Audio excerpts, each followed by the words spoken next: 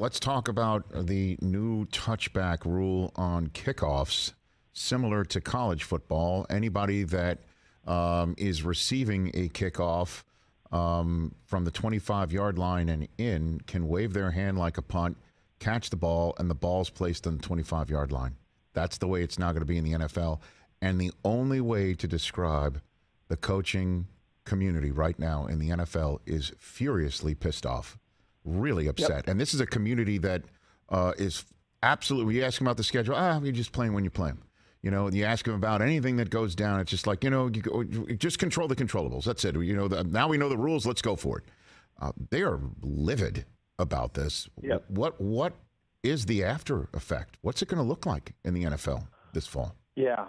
I mean, well, first of all, they're mad because of the way the league office handled it, Rich. I mean, plain and simple. Like this thing, my understanding is like I don't even think they were at 16-16 in the March meeting, right? And then on Monday, when they did a show of hands, I think the vote was somewhere around 18-13-1, with the one team abstaining being the Raiders. Being the Raiders. Yeah, of course, they abstained. And then overnight, Roger sent his people out. And Roger lobbied hard to flip teams, and he was able to flip about 8 teams.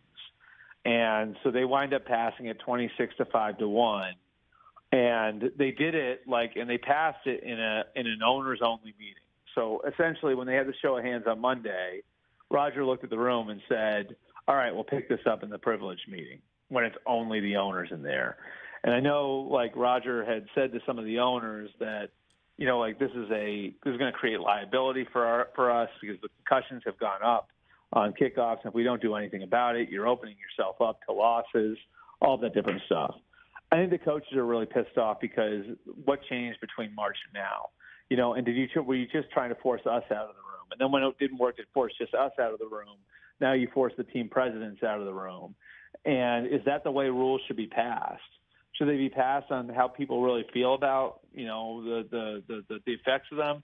Or should they be passed because somebody lobbied for 2 months to get them passed, And there are a ton of unintended consequences the coaches are worried about here. Like what? I mean, I know the special team. Okay, so special teams players got involved in this, right? The special teams coaches were 32-0, and they actually had a couple of veteran special teamers call around to special teams players across the league. And last week they got those guys, 34 guys, at least one from all 32 teams on a call. And they talked about all of the unintended consequences. And the special teams coaches, players, all really against it.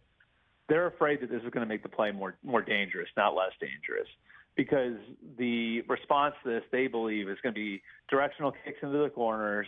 It's going to be squib kicks. It's going to be low liners. It's going to be all these different methods to kind of circumvent the rule.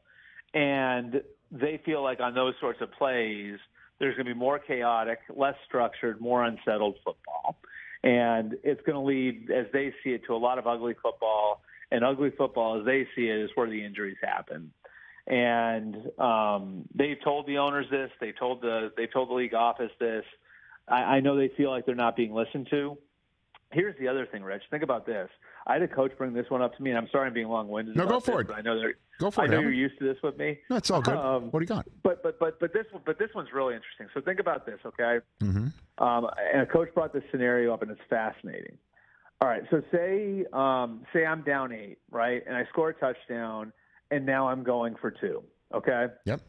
So I go for 2, and the defense tells the defensive end, their pass rusher, just go knock the crap out of the quarterback. I don't care if it's late. Just hit him, right?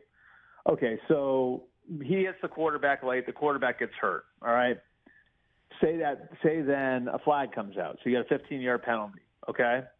So now instead of kicking off from the 35, you're kicking off from the 50. But they just fair catch it anyway, so it goes to the 25.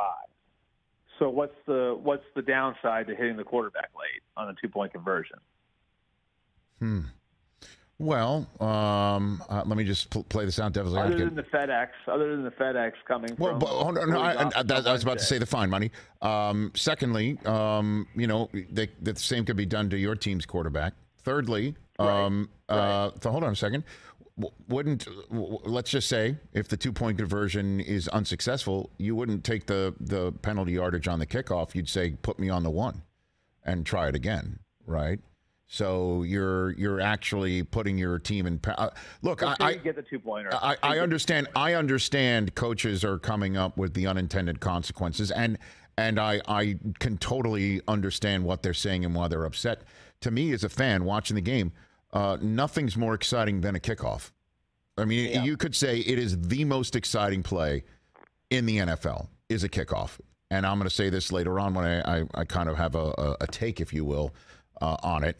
Nyheim Hines returning the ball for a touchdown, not only once but twice on kickoffs with Damar Hamlin in the stadium is maybe one of the greatest moments in the history of the NFL regular season. And one of the greatest moments in the history of the Super Bowl was Devin Hester returning the opening kick for a touchdown when everybody was expecting it or expecting the Colts to not kick to him, and he did it. And this is now being removed from the game, and I understand this is a player safety issue.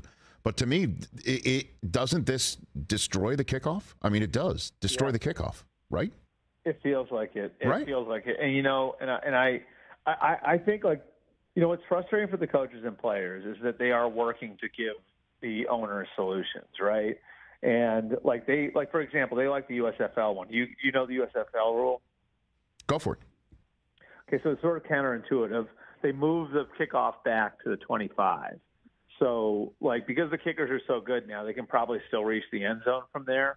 And what you're doing is you're basically like elongating the area that the players are playing in.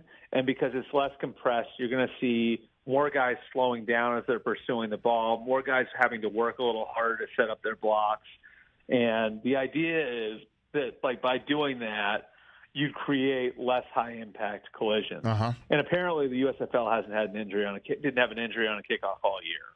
And so, like, there are other ideas that the coaches, the special teams coaches, would really be behind, you know, and the head coaches too. Look, like I wrote it on Monday, like there are 4 head coaches that are behind this. This is what's so frustrating for them, right? The 4 head coaches, Rich, that got behind the special teams coach on this: John Harbaugh, Bill Belichick, Sean Payton, Dan Campbell. So you have 3 Super Bowl winning head coaches and another head coach who played over a decade as a player in the league, right? I mean, it's almost like you feel like if they're not going to listen to us now, they just don't care about what we say, period. Catch the Rich Eisen Show every single day on the Roku channel, 12 to 3 Eastern, for free.